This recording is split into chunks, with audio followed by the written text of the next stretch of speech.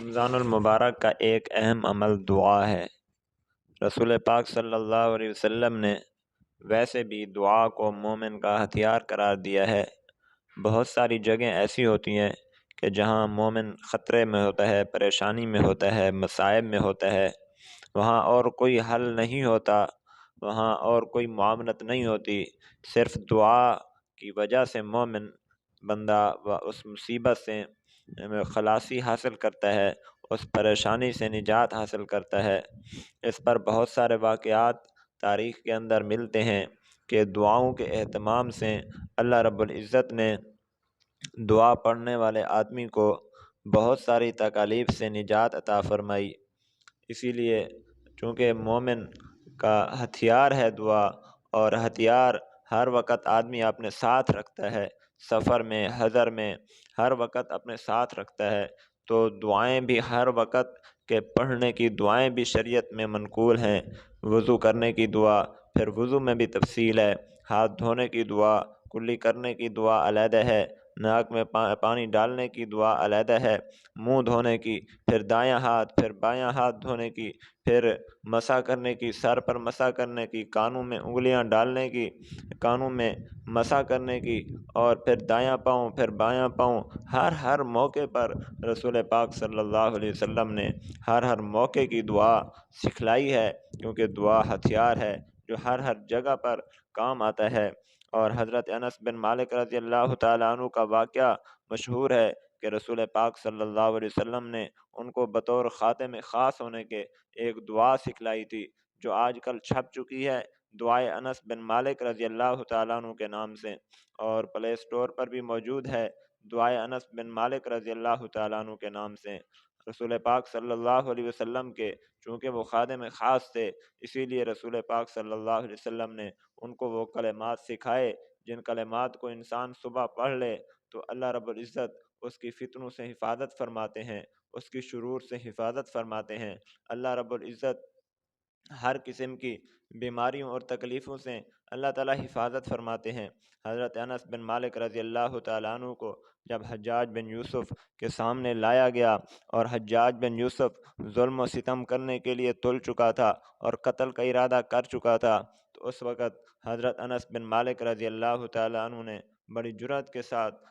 حجاج بن یوسف کو کہا کہ میں نے وہ دعا پڑھ لی ہے جو نبی کریم صلی اللہ علیہ وسلم نے حفاظت کے لیے مجھے سکھلائی تھی۔ اور حضرت انس بن مالک رضی اللہ تعالیٰ عنہ کے جب قریب ہوا تو حضرت انس بن مالک رضی اللہ تعالیٰ عنہ کے ساتھ اللہ رب العزت نے ایک شیر کو پیدا فرما دیا۔ وہ شیر اتنا طاقتور تھا اور اتنا زور سے دھاڑا کہ حجاج بن یوسف دیکھ کر ہی اس کو پیچھے ہٹ گیا۔ جب حجاج بن یوسف سے لوگوں نے پوچھا کہ تو نے آج تک جس کے قتل کا ارادہ کیا ہے اس کو چھوڑا نہیں ہے، لیکن کیا بات ہے کہ حضرت انس بن مالک کے قریب تو جا نہیں سکا، قتل کرنا تو دور کی بات۔ حضرت انس بن مالک رضی اللہ تعالیٰ عنہ کی خصوصیت کیا ہے؟ تو حجاج بن یوسف نے جواب دیا کہ جب میں قتل کے ارادے سے قریب ہوا حضرت انس بن مالک کے، تو مجھے سامنے سے ایک شیر دکھائی دیا، قریب تھا کہ وہ شیر مجھے کھا جاتا،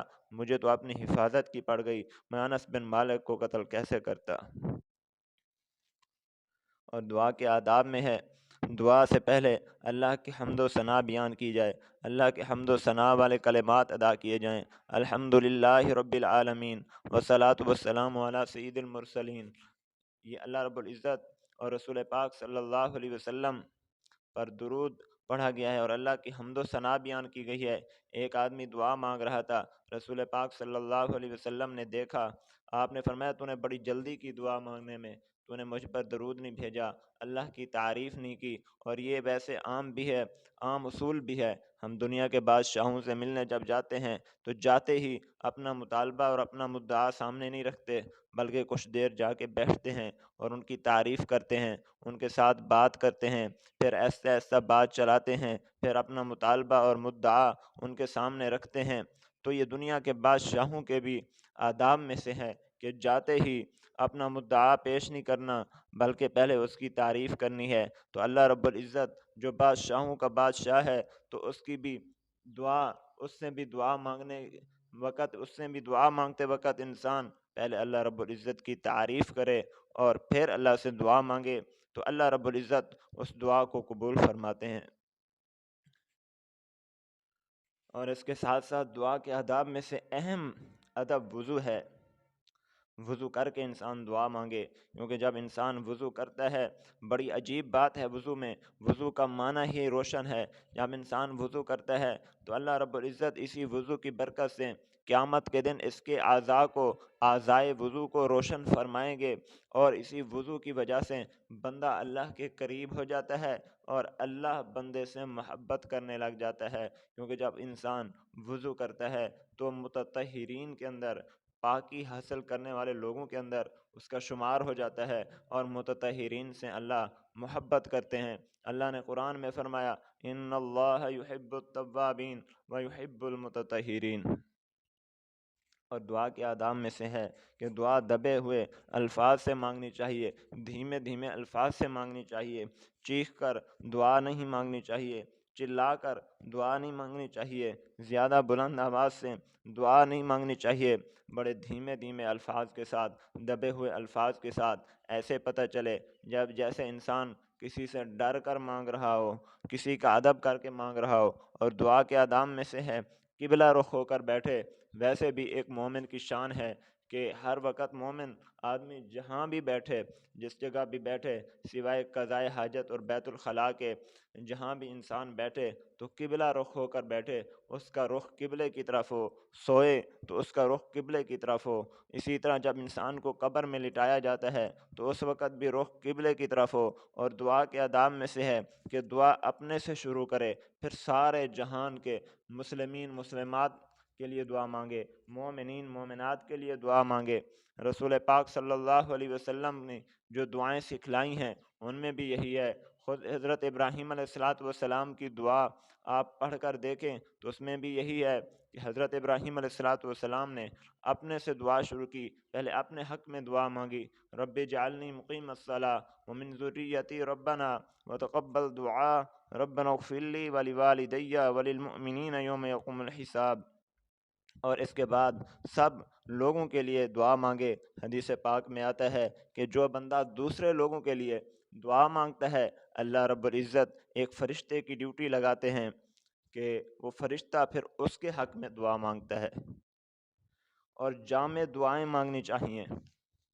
جامع دعا کا مطلب یہ ہے کہ اس میں الفاظ کم ہوں اور چیزیں زیادہ آ جائیں، الفاظ کم بولنے پڑیں، انسان مانگ زیادہ لے چیزیں۔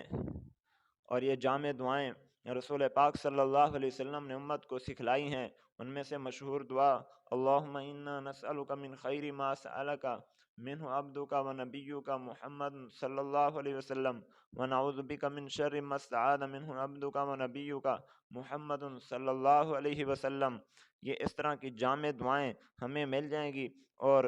دعا سب سے بہتر دعائیں جو اللہ تعالیٰ نے سکھائیں، جو رسول پاک صلی اللہ علیہ وسلم نے مانگی ہیں، ان کو ایک کتابچہ مناجات مقبول کے اندر حضرت مولانا اشرف علی تھانوی